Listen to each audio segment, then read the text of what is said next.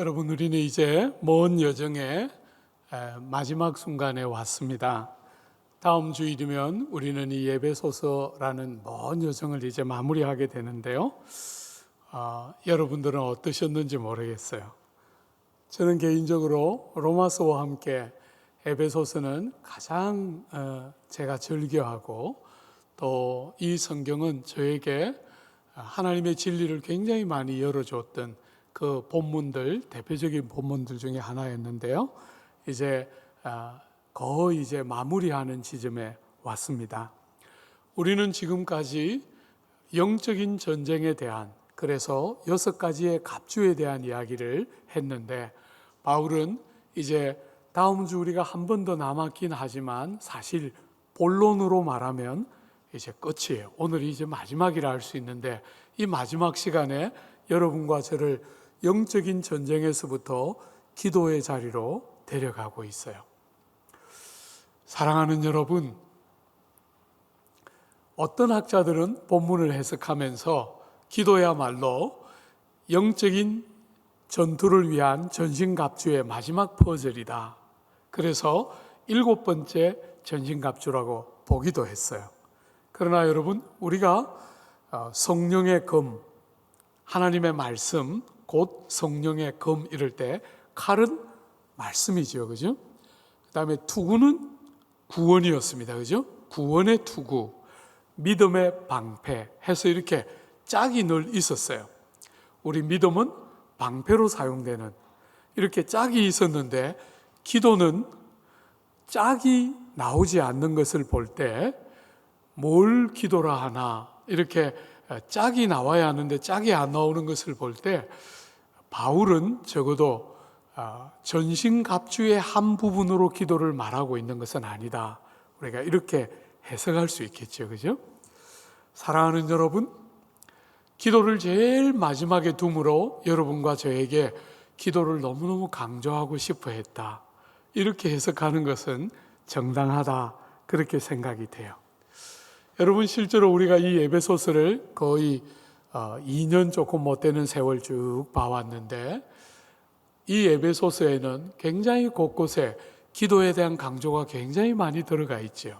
1장을 우리가 열고 하나님이 하늘에 속한 모든 신령한 복으로 우리에게 복 주셨다 하고, 그 영화로운 구원의 진리를 쭉 열고 나서 1장 후반부에 바울이 에베소 성도들을 위해서 기도했어요. 그죠?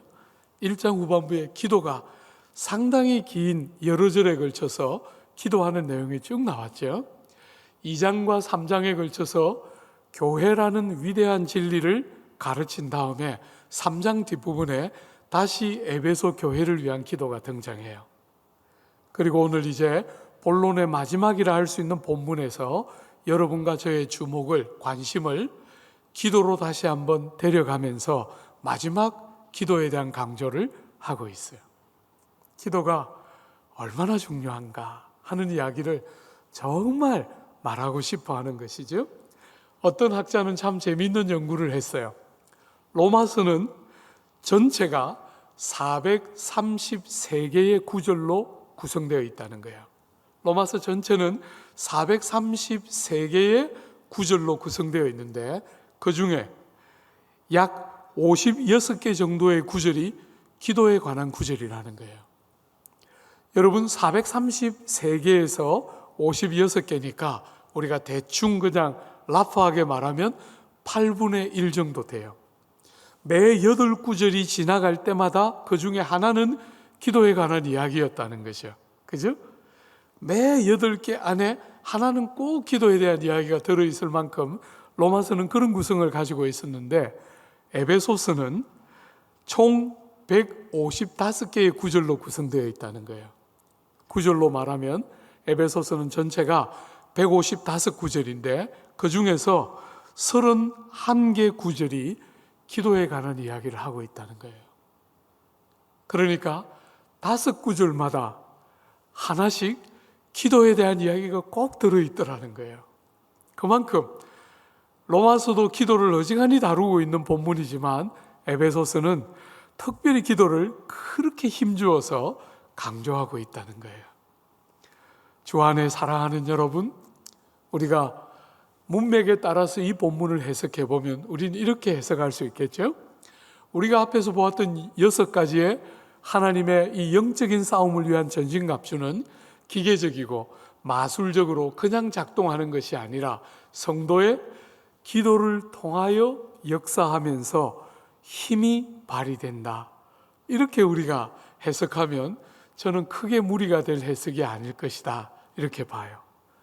사랑하는 여러분, 우리가 믿음으로 살아가는 이 세상에 영적인 싸움이 치열하게 일어나는데 그 영적인 갑주를 다 갖추고 있다고 해서 싸움이 승리하는 것이 아니라 많은 기도를 통해서 그 전신 갑주가 제대로 효과적으로 사용되면서 믿음의 승리가 우리에게 주어진다. 이렇게 말하고 싶어 하는 것이겠지요. 사랑하는 여러분, 여러분이 신앙생활을 잘하고 있는가?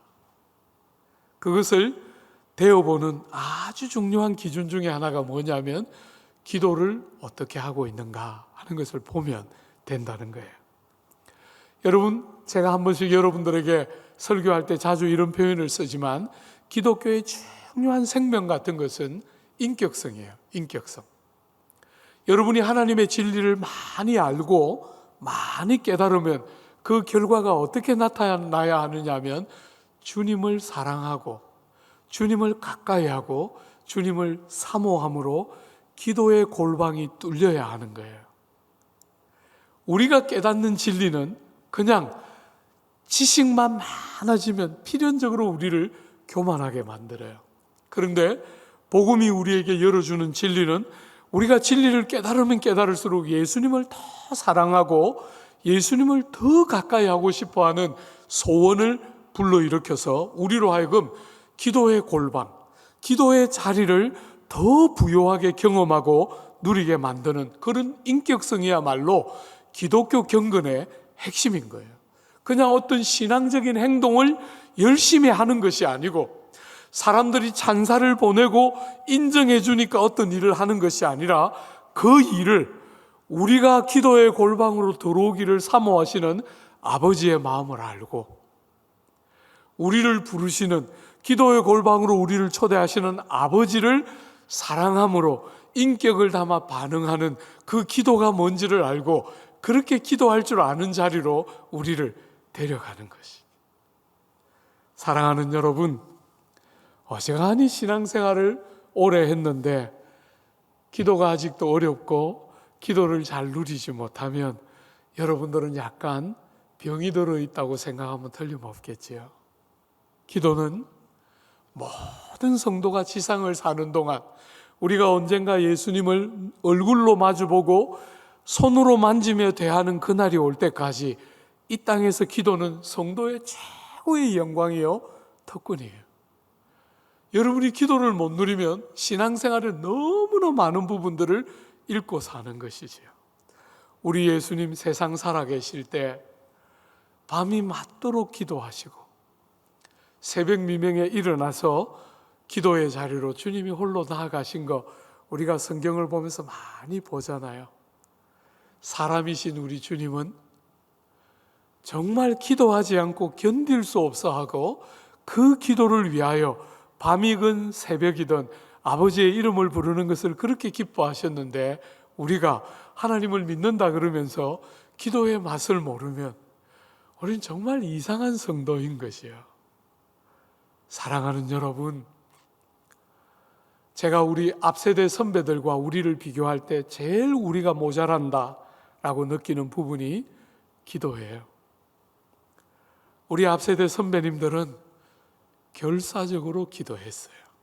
결사적으로. 기도 안 하면 죽는 것처럼 결사적으로 기도하고 정말 기도에 많은 에너지를 쏟았는데 우리 세대, 지금 우리 세대는 시간 될 때 기도하는 것 같아요. 기도하고 싶을 때 기도하는 것 같아요.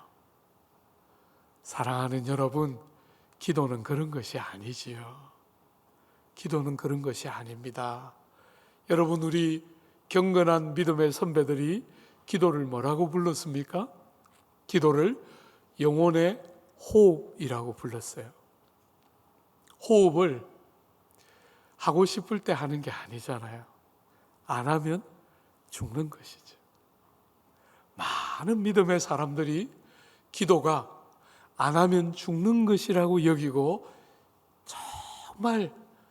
정말 간절히 애써서 기도의 자리를 만들고 기도의 자리에 들어갔는데 우리 예수님 몸을 찢어서 생명의 길을 열어서 우리를 주변부만 변두리만 밟도록 마당만 밟고 지나가도록 하지 않으시고 지성소의 가장 은밀한 자리, 우리 하나님의 은혜의 보좌 앞에 가장 가까운 자리까지 우리를 들어갈 수 있도록 주님이 몸을 찢어서 그 귀한 길을 열어놓으셨는데 그 기도의 은혜의 골방을 못 누리면 너무너무 마음 아픈 것이지요. 그죠? 그렇게 신앙생활 해서는 안 되지요.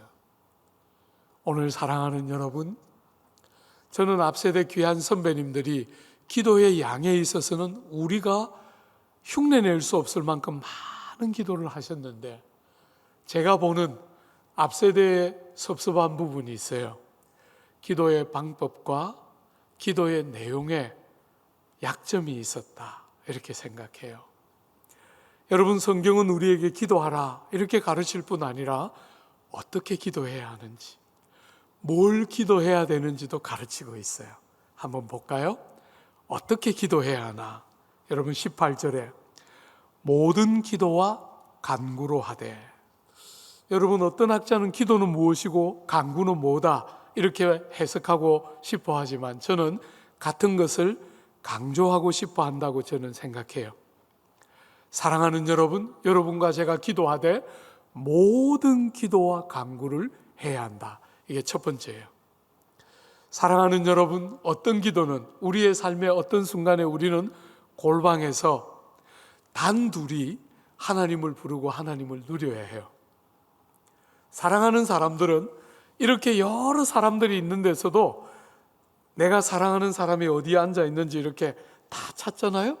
찾으면 거기 있으면 눈빛을 보내서 사랑의 신호를 보내고 마음을 나누지만 그것으로 만족 못해요. 그죠? 또 따로 만나요. 둘이만 시간이 필요해요. 그죠? 그런 것처럼 우리는 우리의 삶의 때때로 골방에서 주님을 독대하는, 우리 혼자만 주님을 찾고 부르고 나만을 위한 주님을 깊이 경험하고 다른 사람들이 알지 못하는 비밀과 신비를 가지고 우리는 골방에서 주님을 누리고 그렇게 우리는 기도해야 해요. 그러나 여러분, 모든 기도와 간구, 말하자면 기도는 한두 가지 형태로 규정해서 기도를 그렇게만 해야 한다고 절대로 말해서는 안 돼요. 때로 우리는 골방에서 혼자 주님을 만나지만 때로는 사랑하는 지체들과 함께 합심해서 연합해서 기도의 골방으로 나아가야 하지요. 특별히 기도의 담력을 잃고 우리가 기도하는 일에 많이 연약해지고 우리의 삶의 기도가 과거처럼 정말 간절히 되지 않고 뜨뜻미지근해질 때는 사랑하는 여러분, 기도의 자리에 사랑하는 지체들과 함께 기도하는 자리에 와야 해요. 제가 만났던 많은 사람들이 있지만 참 한 자매, 결혼을 하면서 15년을 예배당 문턱에도 못 갔던 너무 귀한 한 자매가 제가 목회하던 교회에 어느 날 왔어요. 피골이 상접해서 정말 눈으로 볼 수 없을 만큼 그 슬픔과 아픔이 가득한 상태의 얼굴을 하고 교회를 찾아왔어요. 얼마나 우는지 예배 때마다 15년을 너무나 사모하는 아버지의 집을 올 수 없었던 그 자매의 그 상한 심령이 너무나 이렇게 예배를 드릴 때마다 전달되었는데 자매가 너무너무 안타까워하는 게 마음은 너무 간절한데 기도가 쏟아지지 않는다는 거예요. 마음은 너무 간절한데 15년 만에 아버지의 집에 왔으니 얼마나 마음이 간절하겠어요. 그죠? 근데 기도가 원하는 만큼 쏟아지지가 않는 거예요. 어느 날 같이 기도회를 하는데 너무너무 기도를 하고 싶어 하는데 기도가 안 되는 거예요. 그런데 조금 있다가 사랑하는 지체들의 기도 소리가 들리더라는 거예요. 그래서 자매가 이렇게 기도했다는 거예요. 하나님, 저도 저 자매가 원하는 거 제가 원하는 거예요. 저도 마음이 똑같아요. 주님, 저 형제가 하나님 앞에 부르짖고 있는 것 저도 그 마음인 거 아시지요? 이렇게 사랑하는 지체들의 기도 소리가 귓전에 들리면서 쏟아지지 않는 기도를 제가 원하는 기도예요. 하나님, 제 마음이 그렇습니다. 이렇게 같이 기도하다 보니까 어느 순간에 기도가 터져나왔다. 이렇게 간증했을 때 굉장히 위로가 됐어요.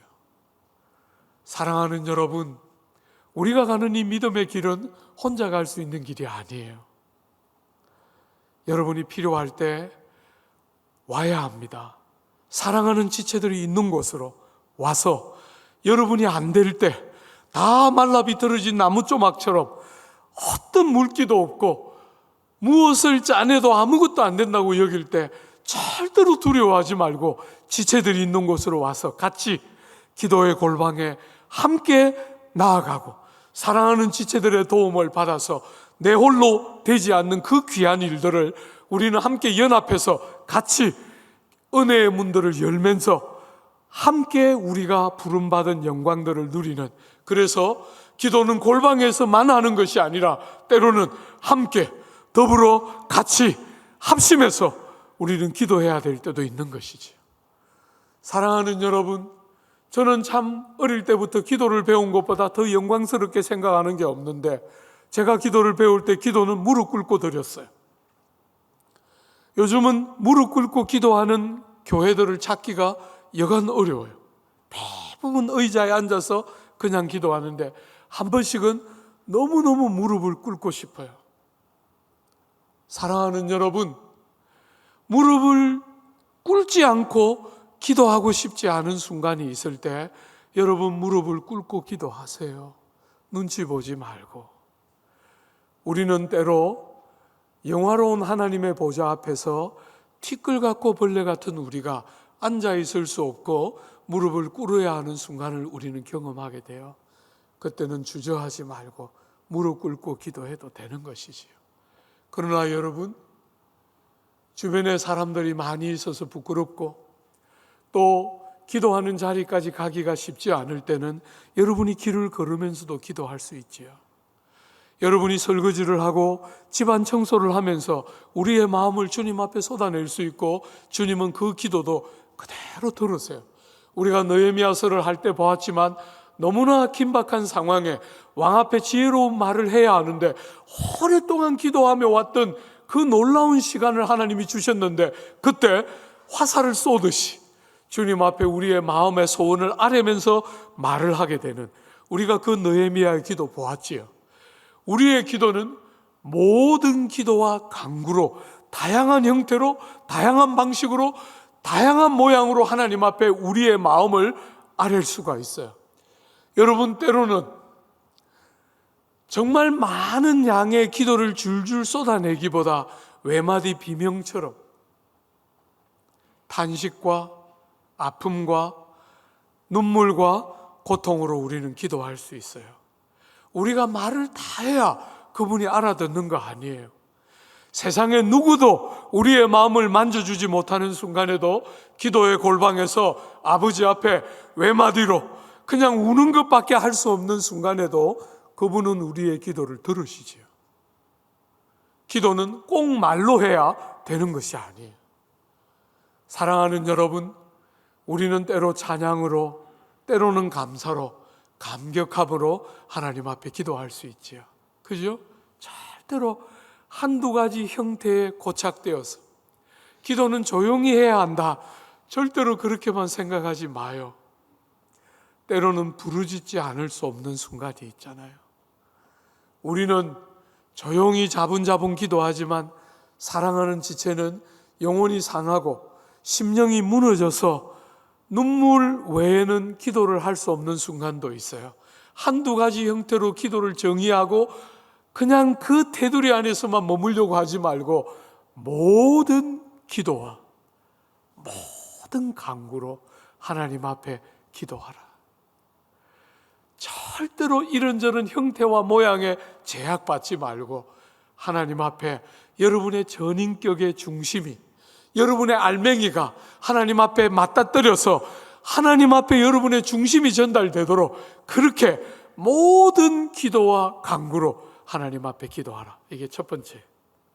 두 번째, 여러분 항상 성령 안에서 기도하고, 기도의 제일 정수가 뭘까? 이렇게 누가 묻는다면 성령 안에서 기도함. 기도의 핵심은 성령 안에서 기도함이에요.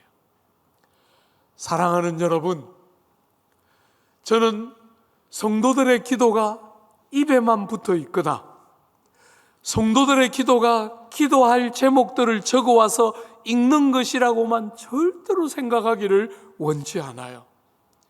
정말 우리가 그렇게 기도해야 될 필요가 있지요? 우리의 기억력이 한계가 있기 때문에 사랑하는 사람들의 기도 제목을 적어서 하나님 앞에 기도할 때 조목조목 읽으며 기도하는 거 필요하지요. 여러분의 사랑하는 사람들과 여러분의 일상에서 만나는 다급하고 피부에 와닿는 이런저런 기도 제목 기도할 만하지요. 그런 기도 절대로 잘못된 것이 아니고 우리 기도 안에는 그런 요소가 들어있지요.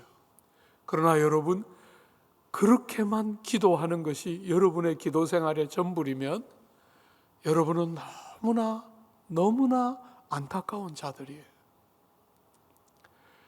우리가 무엇을 위하여 기도해야 되는지 잘 모를 때 우리는 평생 우리 피부에 와닿는 내 중심에 나와 관계된 이런저런 제목밖에 모르는데 어느 순간에 형용할 수 없는 메마르고 습관적인 기도를 하고 있는 우리의 삶에 어느 순간에 성령 하나님께서 형용할 수 없는 자유로움을 가지고 마치 이렇게 많은 지체들이 옆에 있는데도 그 지체들이 아무도 없는 것처럼 하나님이 계시고 나만 있는 것처럼 단둘만 있는 것처럼 말할 수 없는 자유로움 가운데 생각도 못한 기도의 제목을 가지고 하나님 앞에 기도의 소원을 아뢰고, 사랑하는 여러분, 여러분의 영혼이 살아나고 여러분의 기도를 듣는 심령들이 살아나는 성령 안에서 기도하는 기도의 제목을 이끌어 가시고 우리의 기도를 도와주시고 우리가 성령을 의지하면서 기도하고, 사랑하는 여러분, 여러분의 이런저런 총명과 여러분의 능력 안에서만 기도하는 것이 아니라 우리 안에 계시는 그분이 우리를 충만하게 인도하고 이끄시고 주장하시면서 기도의 영광들이 열리고 말할 수 없는 자유와 권능의 충만함들을 경험하면서 기도하는 성령 안에서 기도하고 성령으로 기도하고, 주 안에 사랑하는 여러분, 유다는 우리에게 이렇게 권면하고 있죠. 사랑하는 자들아, 너희는 너희의 지극히 거룩한 믿음 위에 자신을 세우며 성령으로 기도하고, 믿음 위에 여러분을 세우고 성령으로 기도하라는 거예요. 여러분, 로마서 8장의 사도 바울은 우리에게 이와 같이 성령도 우리의 연약함을 도우시나니 우리가 마땅히 빌 바를 알지 못하나 오직 성령이 말할 수 없는 탄식으로 우리를 위하여 친히 간구하시느니라. 마음을 감찰하시는 이가 성령의 생각을 아시나니 이는 성령이 하나님의 뜻대로 성도를 위하여 간구하심이니라. 사랑하는 여러분, 여러분들의 기도가 그저 쪽지에 써져 있는 무수한 기도의 제목을 읽는 것으로만 구성되어 있어서는 안 돼요. 사랑하는 여러분, 우리가 생각도 해보지 않았는데 하나님의 성령이 나를 이끌어 가시면서 생각지도 못한 기도의 제목을 가지고 기도하고, 하나님이 정말 내 바로 곁에 서서 나를 기도의 은혜의 자리 안으로 데리고 가시면서 온갖 형용할 수 없는 영화로움과 권능과 존귀함으로 나를 기도의 골방에 세우시는 그 기쁨들이 뭔지를 알고 친밀한 상임, 주님과 내 안에만 있는 비밀과 존귀와 영광, 그런 것들이 기도 안에 같이 있어야 여러분이 기도를 아는 것이에요. 너무나 많은 사람들이 많이 기도하는 것 같은데 안 바뀌어요. 안 바뀌어요. 아무 변화가 없어요. 그냥 사람의 재능을 따라 열심히 있는 것이지, 내면이 만져지고 인격이 달라지고 말과 행실이 달라지고 그저 자기 혼자 열심을 다하는 게 아니라 그 기도를 듣고 있을 때 다른 사람들의 마음도 같이 감화가 되는 성령 안에서 기도하며. 여러분, 제가 대학부를 다닐 때 대천덕 신부님이 오셔서 기도에 대한 특강을 하셨는데 이렇게 말씀하셨어요. 여러분, 저는 기도에 들어가기까지 40분 정도가 평균적으로 걸립니다. 기도를 그저 입에 붙어 있는 말을 하는 것이라고 생각하면 40분이 걸릴 이유가 뭐가 있겠어요? 써놓은 제목들을 하나님 앞에 정보를 전달하는 것이라고 생각하면 40분이 걸릴 이유가 뭐가 있겠어요? 그냥 입으로 말하면 기도가 되는 것이라고 여기지 않고 내 영혼이 들으시는 하나님의 귓전에 말하려고 하니까 40분이 평균적으로 걸리더라는 거예요. 저는 여러분들이 그런 것을 알기를 기대하고, 저는 여러분들하고 교회를 그렇게 이끌어가고 싶어요. 사람들이 우리 공동체를 왔을 때 정말 사람들이 참 좋구나, 사람들이 정말 훌륭하구나, 이런 것만 누리고 가기를 원치 않고 딱 왔는데 뭐라고 말할 수 없지만, 뭐라고 표현할 수 없지만 신령한, 뭐라고 말할 수 없는, 그걸 무엇이라고 정의할 수 없지만 신령함이 있는, 그래서 정말 이 안에 사람들만 모여 있지 않고 누군가 다른 인격이 계시다는 사실이 경험되는, 저는 그런 교회를 여러분들과 함께 세워가고 싶어요. 기도의 자리로 오셔야 합니다. 지금은 어느 때보다 많은 기도의 무릎들을 부르고 있는 시대예요. 사랑하는 여러분, 선배들의 그 귀한 수고를 딛고 선배들이 연약했던 부분들을 잘 가려내면서 성경이 가르치는 방식으로 기도하고 성경이 원하는 내용으로 기도하는 기도의 무릎들이 어느 때보다 더 많이 나와야 하는 너무너무 중요한 시대에 많은 사람들이 너무 쉽게 바빠서 기도하지 못한다 하고 지나가요. 그렇지 않습니다. 여러분, 많이 기도해야 될 때입니다. 세 번째, 여러분과 저에게 모든 기도와 간구를 하되 성령 안에서 성령으로 기도하되 어떻게 해요? 세 번째, 여러분 항상 성령 안에서 기도하고 이를 위하여 깨어 구하기를 항상 힘쓰고. 여러분, 기도를 권면할 때 신약 성경에 늘 공통적인 권면은 항상이에요. 여러분이 잘 아는 데살로니가 전서에 항상 기뻐하라, 쉬지 말고 기도하라, 이렇게 말했죠. 여러분, 우리 예수님도 우리에게 가르치시기를 항상 기도하고 낙심하지 말아야 한다, 이렇게 말씀하셨어요. 항상 기도하라는 거예요. 여러분, 기도 외에 아무것도 다른 것은 하지 말라, 이런 뜻이 아닌 것은 말할 필요가 없겠죠, 그죠? 여러분의 일상이 있는 줄 알고 여러분에게 맡겨진 일들이 있는 줄 다 아시는데도 신약은 언제나 항상이에요. 쉬지 말고 기도하라고 말하고 있어요. 무슨 뜻이지요? 사랑하는 여러분, 어디서든지 어떤 형편에서든지 어떤 환경에서든지 전부 기도하는 현장이 되게 해야 한다는 거예요. 여러분과 제가 살아가는 이 세상의 삶은 기도 없이 지나갈 수 있는 순간이 절대로 있도록 해서는 안 된다는 거예요. 모든 삶의 자리와 모든 삶의 형편과 상황에 기도가 끝없이 반복되도록 기도하라는 거예요. 사람들이 한 번씩 기도했는데 응답이 더디니까 낙심하면서 기도 안 하고 싶어 해요. 여러분, 그게 제일 안 좋은 것이죠.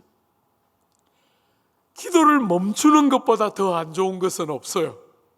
사랑하는 여러분, 항상 기도하고, 기도하지 않으면 살 수 없는 것처럼 기도하고, 삶의 어떤 자리에서든지 간에 기도 없이 어떤 일들을 하려고 하지 않고, 사랑하는 여러분, 기도가 없는 삶은 생각도 할 수 없는 것처럼 기도하는, 항상 기도하라, 이렇게 말씀하셨어요. 네 번째, 마지막으로 네 번째, 어떻게 기도해야 되는가? 여러분, 18절 중반에 한 번만 더 보십시오. 이를 위하여 기도하되 어떻게 해요? 깨어 구하기를 항상 힘쓰고. 여러분, 기도와 깨어 구함이 늘 붙어 있어요. 늘 붙어 있어요. 제가 몇 구절만 한번 읽어 드릴게요. 이러므로 너희는 장차 올 이 모든 일을 능히 피하고 인자 앞에 서도록 항상 기도하며 깨어 있으라. 주의하라, 깨어 있으라. 그때가 언제인지 알지 못함이라. 시험에 들지 않게 깨어 있어 기도하라. 마음에는 원이로되 육신이 약하도다. 제가 보면 우리 교우들은 뒤에 것만 인용해요. 목사님, 육신이 약해서. 나쁜 사람들이죠. 네? 전부를 인용해요. 앞에도. 그죠? 주님이 시험에 들지 않게 깨어 있어 기도하라. 마음에는 원이로되 육신이 약하도다. 주님이 우리를 다 아세요. 아시는데도 깨어 기도하라, 이렇게 말하고 있는 거죠. 여러분, 기도를 계속하고 기도에 감사함으로 깨어 있으라. 여러분, 깨어 있으라는 말이 무슨 말이겠어요? 여러분의 삶의 제일 중요한 자리에 절대로 다른 것이 앉도록 하지 말라는 거예요. 여러분의 삶의 제일 우선 자리에 하나님이 아닌 다른 것이 그 자리에 와 있도록 하지 말라는 거예요. 언제든지 주님이 삶의 제일 중심 자리에, 제일 우선 자리에 딱 앉아서 그런 상태로 기도를 할 때 제대로 된 기도를 하지, 안 그러면 입에 붙은 기도밖에 못한다는 거예요. 사랑하는 여러분, 죄가 가득해서 어두워져 있는데 입에 붙은 기도만 하면 여러분의 양심은 도움이 될지 모르지만, 여러분의 양심의 가책은 좀 덜어줄지 모르지만 하나님께 기도는 전혀 이루어지지 않고 있는 것이지. 여러분의 마음속에 다른 것이 또아리 털고 여러분들의 마음을 다 빼앗아가고 있는데 습관적으로, 형식적으로 입으로만 기도하면 그게 기도가 아니죠. 여러분, 이사야가 그렇게 탄식하잖아요. 너희는 나에게 구하지 아니하였으며. 여러분, 이스라엘 백성은 한 번도 기도하기를 멈춘 적이 없는데 하나님은 이스라엘 백성을 보시면서 너희는 나에게 구하지 아니하며. 무슨 말입니까? 기도를 형식적으로, 습관적으로 입술의 말로는 한 것 같지만 하나님이 기대하시는 기도는 하나도 안 드려지고 있다는 거예요. 사랑하는 여러분, 깨어서 여러분의 마음 중심이 살아있는 상태로 하나님 앞에 기도해요. 입술에 붙은 기도는 아무리 해도 여러분의 인격이 바뀌지가 않아요. 주님을 닮지를 못합니다. 제발 입술에 붙은 기도가 아니라 여러분의 인격이, 깨어있는 인격이 하나님 앞에 서는 기도를 해야 한다는 것이죠. 사랑하는 여러분, 이렇게 기도하되 무엇을 위해서 기도해야 합니까? 우리가 뭘 기도해야 할까요? 제일 먼저 첫 번째로 본문만 가지고 말하는 것이에요. 그죠? 본문만 가지고 주님이 가르치신 주기도문에 우리가 뭘 위해 기도해야 되는지 다 있잖아요. 그래서 이것만 말하는 것은 절대로 아니지만 어쨌거나 본문이 여러분과 저에게 제일 먼저 뭘 위해서 기도해야 할까요? 여러분과 여러분 자신을 위해서 기도해야 되겠죠. 정말 하나님의 도우심이 없이는 잠시도 제대로 살 수 없는 어리석고 악한 마음의 도모와 생각이 늘 부패하고 타락하고 욕망과 욕심에 너무 쉽게 치우치는 여러분 자신이 하나님의 도움을 얼마나 필요로 한지를 하나님께 간절히 아뢰고 하나님 한 분을 사랑하고 즐거워하는 것이 내가 일정한 음식을 먹는 것보다 더 원하는 것이라는 사실을 거듭거듭 사랑을 고백하는 여러분 자신을 위한 기도, 이게 기도의 내용의 첫 번째 들어가는 것이다, 이렇게 말할 수 있겠죠. 두 번째, 여러분 18절 하반절 한번 보십시오. 무엇을 위해서 기도해야 되는가? 여러 성도를 위하여 기도하라. 사랑하는 여러분, 사람의 제일 문제는, 과거나 오늘이나 사람의 제일 문제는 자기중심성이에요. 자기밖에 몰라요. 자기에 다 함몰되어 있고, 특별히 우리가 사는 오늘 이 시대의 가장 큰 아픔은 과거에도 자기중심적이고 오늘도 자기중심적이지만 오늘은 시대의 조류가 과거보다도 더 자기 감정에 민감하고 자기 감정에 함몰되고 자기가 싫으면 싫고 자기가 좋으면 좋은 자기 소견대로 살고 싶어하는 경향이 과거보다 더 짙어진 게 오늘 우리 시대의 특징이에요. 사랑하는 여러분, 성도는 그렇게 살면 안 돼요. 여러분이 평생 성도의 삶을 살아오면서 다 겪었겠지만 여러분의 삶의 경험이 뭡니까? 좋을 때 좋고 싫을 때 싫고 그게 끝이에요. 그게 끝이에요. 대부분의 사람들이 인생을 그렇게 살아요. 전부 다 그런 것을 추구하며 사는 그 어리석고 미련한 우리의 삶에 주님이 오셔서 나는 아픈데 사랑하는 지체가 기쁘기 때문에 내가 기쁘고 내 자아 안에 함몰되어 있지 않고 나는 슬픈데 나는 눈에 눈물이 있는 아픔을 통과하고 있는데 다른 지체들이 기쁘고 좋기 때문에 나도 기쁜, 여러분 이런 거 아십니까?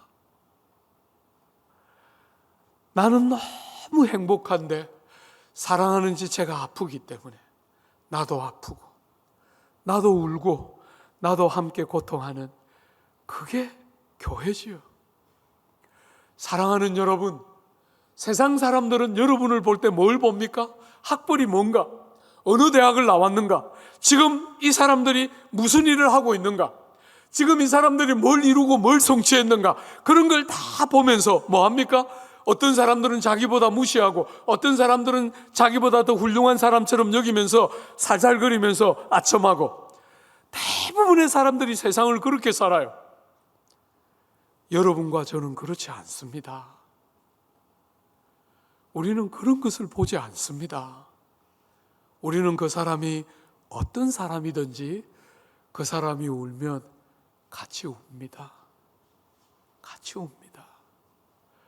그 사람이 행복하면 같이 행복하고 같이 웃고 그의 기쁨이 나의 기쁨이 되는 다른 삶으로 부름받고 있어요. 여러분이 에베소서의 핵심이 뭐였습니까?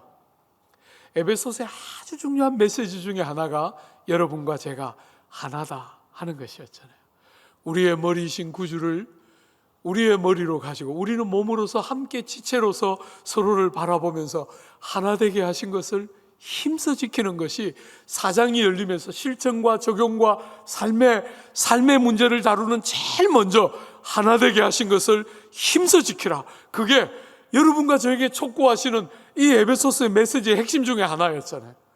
사랑하는 여러분, 여러분의 기도 중에 사랑하는 지체들이 있어야 한다는 거예요. 그들의 눈물이, 그들의 기쁨이 우리의 기도 제목 안에 녹아 들어와서 그들을 위하여 기도하고 그들이 그들이다 라고 느끼지 않고 나인 것처럼, 나의 한 부분인 것처럼 그들의 기도의 제목들의 그들의 아픔이 여러분의 기도의 제목 안에 꼭 들어와 있어서 그들을 위하여 같이 울고 그들을 위하여 함께 축복하고 그들의 아픔을 같이 지고 가는 것이 성도이고 기도야말로 그 일을 하는 너무너무 중요한 방법이라는 거예요. 사랑하는 여러분, 저는 새가족들을 맞을 때마다 제가 늘 하는 말이 나는 교회 같은 교회를 목회하고 싶어요. 교회를 교회답게 하고 싶어요. 제가 늘 노래해요. 교회가 교회답다는 말이 무슨 말입니까? 문제를 많이 일으키는 교회처럼 말을 안 들으면 됩니까? 뭔가 이렇게 도덕적으로 큰 지탄받을 만한 일을 안 하면 교회가 교회다운 겁니까? 저는 동의할 수 없습니다. 저는 절대로 그런 수준으로 만족할 수 없습니다. 여러분이 사랑하는 지체들을 피부치같이 보기 시작해야 뭘 줘도 안 아까워하고 어떤 것도 희생이라고 여기지 않고 할 바를 했다고 여기는 순간이 와야 저는 그게 교회답다고 믿어요. 사랑하는 여러분, 여러분의 기도의 제목 안에, 기도의 시간 안에 사랑하는 지체들이 있어서 그들의 아픔, 그들의 기도의 제목이, 그들의 삶의 관심이 여러분의 기도 안에 있어야 우리가 제대로 신앙생활 하는 것이죠. 마지막 세 번째, 우리가 뭘 위해 기도해야 합니까? 여러분 19절 한번 보십시오. 또 나를 위하여 구할 것은. 사랑하는 여러분, 바울이 자기를 위하여 기도해 달라고 요청합니다.